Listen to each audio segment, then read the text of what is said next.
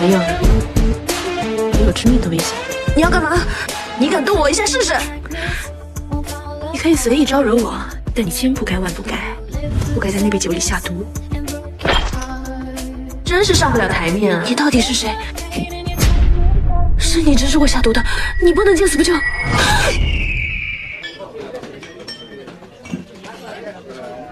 妹妹刚才给我发消息，说她要出国深造了，不忍和大家道别，就自己安静离开了。那就让我们祝妹妹学业有成吧。学业有成，拜拜。这东西这么贵，我当然要拿回来了。这个脏了，我有更好的送。我的 HB 要用完了。